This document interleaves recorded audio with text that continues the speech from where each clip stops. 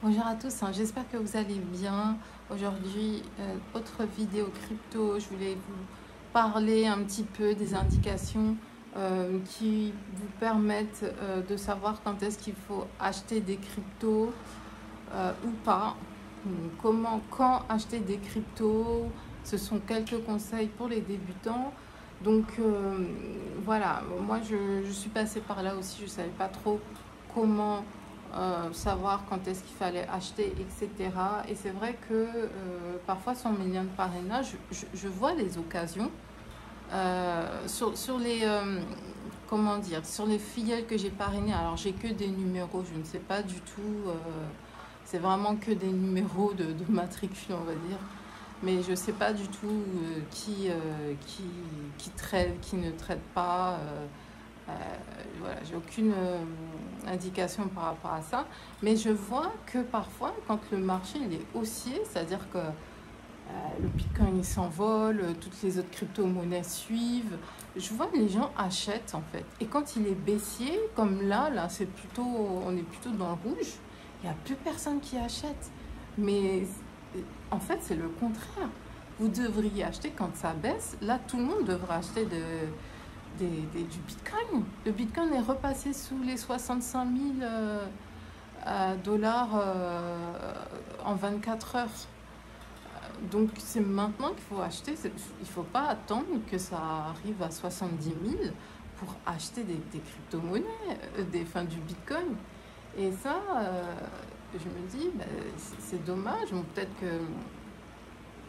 que les personnes, enfin mes filleuls sont en majorité des débutants, mais peut-être parce que j'ai pas vraiment assez communiqué sur le fait de quand est-ce qu'il fallait acheter.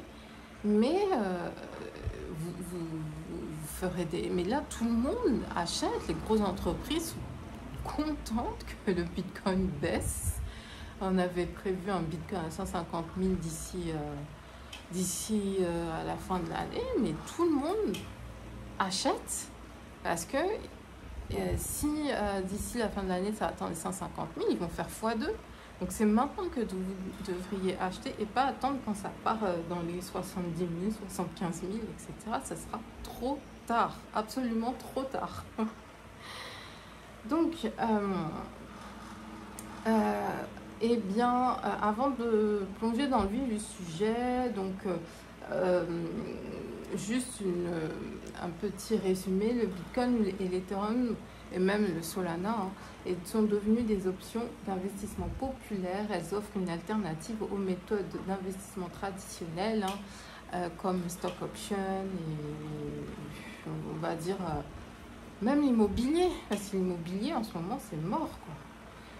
Mais elles sont aussi, enfin ce marché-là des crypto-monnaies est connu aussi pour être extrêmement volatile, donc il y a des risques. Tant que vous ne vendez pas, quand ça baisse. Si vous avez acheté du Bitcoin à 70 000 et qui baisse à 65 000, ne vendez pas. Sinon, vous allez perdre. Sinon, c'est là vraiment, vous allez perdre de l'argent. Attendez qu'il remonte, qu'il fasse x2, qu'il fasse... Enfin, je sais pas, mais ne vendez pas vos crypto-monnaies à un prix plus bas que quand vous les avez achetées. C'est la différence entre perdre de l'argent et être à perte. C'est quand vous vendez ce que vous avez acheté à un prix plus bas. Donc c'est là que vous perdez de l'argent. Mais sinon, si vous ne vendez pas, votre portefeuille il est en rouge, vous êtes à perte. Mais vous ne perdez pas d'argent parce que vous n'avez pas vendu. Donc c'est vrai que la valeur des crypto-monnaies peuvent varier en peu de temps. Parfois, on n'a même pas le temps de se retourner, même pas le temps. C'est pour ça qu'il faut élaborer vos stratégies, vous donner, fixer des objectifs, vous dire bon bah le Bitcoin, bon je l'ai acheté à 60 000, mais par exemple quand il arrivera à 80 000, bah, je vais vendre pour récupérer un profit. C'est ça qu'il faut se dire, il faut se lancer des objectifs parce que sinon on ne peut pas. fonctionner avec un Bitcoin qui baisse, qui augmente, qui baisse de même pas de 0,1%, après qui augmente de 0,5%. Enfin bon, bref, en ce moment, c'est que ça. C'est super déprimant parce que quand on voit des baisses, c'est à base de 0,2%. Enfin bon, quand on voit une augmentation, c'est à base de ça, quoi. Bref, alors quand est-ce que c'est le meilleur moment d'acheter? Donc évitez les moments de panique, hein. Si vous voyez un marché qui commence à aller vers le rouge, ne vendez pas forcément, quoi. Maintenant, c'est bien connu, hein, que les crypto-monnaies, ça monte, ça baisse, ça monte, ça baisse. Le lendemain, ça peut faire fois 50. Le jour d'après, ça fait moins 100, moins 100%. Enfin bon, bref, c'est vraiment... donc, on a tous déjà entendu des histoires de gens qui ont acheté des cryptos en panique quand tout le monde parlait parce que le prix montait en flèche, hein. Comme je vous ai dit, on appelle ça FOMO, Fear of Missing Out, hein, FOMO, c'est-à-dire la peur de rater une opportunité. Et c'est pas du tout à ce moment-là qu'il faut acheter, quoi. Le problème, c'est que c'est souvent après une montée rapide, le prix peut redescendre tout aussi vite, hein. Donc acheter quand les prix sont très hauts, c'est vraiment pas une bonne idée. Vous savez pas en fait. D'autant plus que le Bitcoin, c'est vraiment la crypto-monnaie qui a la plus forte hausse, enfin elle vaut beaucoup là. C'est de plus en plus, enfin moi je sais que j'ai pas de Bitcoin, j'ai des Satoshi, mais j'ai pas de Bitcoin parce que le Bitcoin il a à 70 000, enfin même moins là actuellement, il est aux environs de 66 000. Mais vraiment, acheter quand ça baisse. Acheter quand ça baisse. Profiter des baisses de prix. Une bonne stratégie peut-être d'acheter quand les prix sont bas. On appelle ça acheter dans le creux. C'est logique en fait. C'est un peu comme acheter des choses en solde. Par exemple, si une crypto-monnaie que vous avez repérée perd de la valeur, sans raison fondamentalement négative, ça peut être une bonne opportunité pour acheter. Le Bitcoin, ça perd sa valeur, mais ça ne veut pas dire que ça ira dans les zéros non plus, quoi. Mais attention, ça peut être difficile de savoir quand un prix est vraiment au plus bas. C'est ça le truc. C'est pour ça que les entreprises, elles s'en fichent. Enfin, les entreprises, les organismes financiers, les baleines, en fait, ils s'en fichent tous que le Bitcoin soit à 70 000. Pour eux, c'est pas cher. Ça reste pas cher. Après, pour nous, peut-être que voilà aussi, mais pour eux, ça reste pas cher. Parce qu'ils savent, ces personnes savent que le Bitcoin peut aller à 150 000, à 300 000, et même si c'est pas dans quelques mois, ça sera dans quelques années. Donc, ils vont toujours récupérer. Vous vous rendez compte? Vous arrivez, vous achetez à 70 000, par exemple, un Bitcoin. Dans 2 ans, il est à 200 000. Vous vous rendez compte? La plus-value. Et c'est ça donc qu'on n'arrive pas à faire en tant que personne individuelle, c'est qu'on n'arrive pas à voir assez sur le long terme. Et moi je vous dis, hein, vous êtes dans les cryptos, si vous investissez dans les cryptos, vous investissez dans de la technologie sur le long terme. Et vous ne savez pas si le Bitcoin n'ira pas à 500 000 $ d'ici 2030. Qu'est-ce que c'est que d'attendre 6 ans si vous achetez du Bitcoin à 70 000, à 60 000? C'est ça en fait. Après, peut-être que ces organismes financiers n'ont pas besoin de cet argent et nous, on est peut-être plus dans le quotidien qu'on arrive voilà, difficilement, mais encore une fois, on ne vous parle pas d'acheter 70 000, on ne vous parle pas d'acheter des prêts.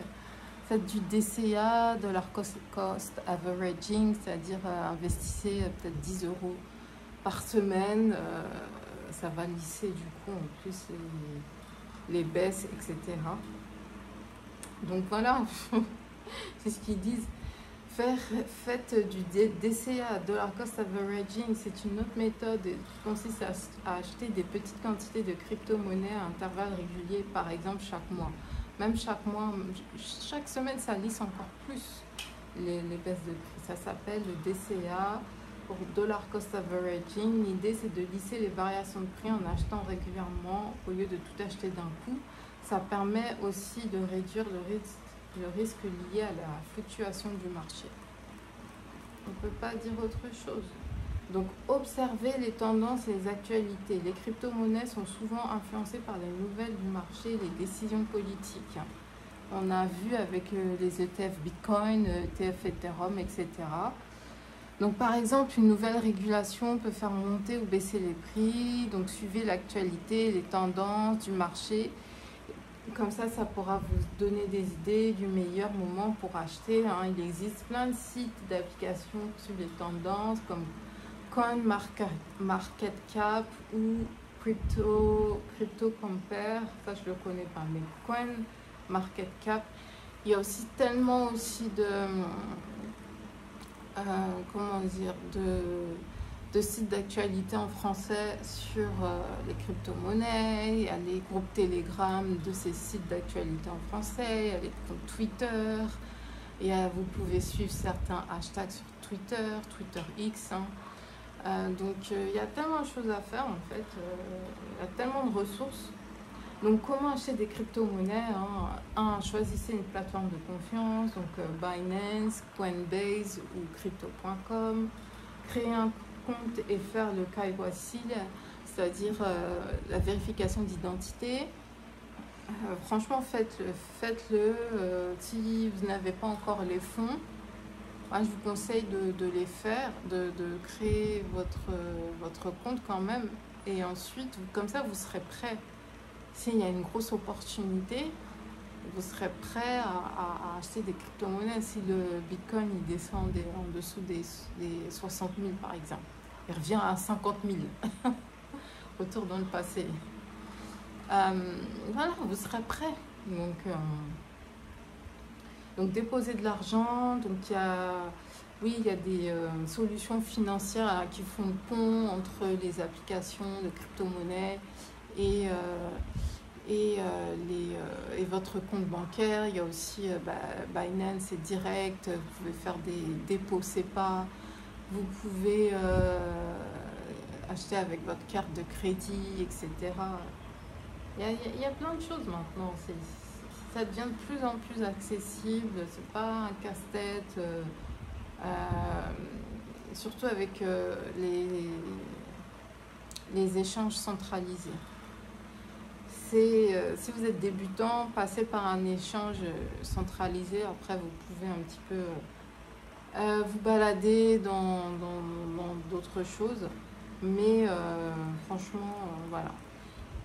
Essayez les échanges centralisés, Binance, Coinbase, Crypto.com. Donc, achetez vos cryptos. Voilà, achetez vos cryptos, achetez votre Bitcoin, achetez vos Ethereum, Solana. Et que faire après les avoir achetés? Les conserver, en espérant, et c'est quasiment sûr, que leur valeur augmente avec le temps. Vous pouvez les échanger, les vendre, si vous connaissez un peu le trading, voilà, faire un petit peu de trading. Essayez d'obtenir des cryptos, d'autres cryptos gratuitement. Non, il y a plein de choses à faire. Il y a plein de choses à faire pour développer son portefeuille. Et miser sur la sécurité, parce que en utilisant des portefeuilles numériques, enfin moi je vous conseille tout d'abord d'utiliser les hot wallets, et puis plus vous allez augmenter la détention de crypto, plus vous en aurez, plus vous aurez envie de les mettre vraiment en sécurité dans les cold wallets de type Ledger, etc. Je vous mets aussi un lien pour les Ledger, etc. Donc voilà, et surtout faites vos recherches. Ne cédez pas à la panique, ne dites pas oh, qu'est-ce qui se passe? J'ai vu que tel altcoin, ou même Mincoin, fait fois 1000 en une soirée, je l'ai manqué, machin. Renseignez-vous sur ces trucs-là. Pourquoi ça fait fois 1000? Pourquoi? Qu'est-ce qu'il y avait? Qu'est-ce qui s'est passé? Les fondateurs du projet, surtout les Bitcoin, faites attention aux Bitcoin. Hein. C'est quand même une belle opportunité. Moi, je suis à fond dans un Bitcoin qui s'appelle Freaky Kiki. C'est une belle opportunité parce que c'est vraiment un Bitcoin adossé par des célébrités, mais pas dans le sens, pas dans le sens de tout ce qu'on a vu ces dernières semaines. Là.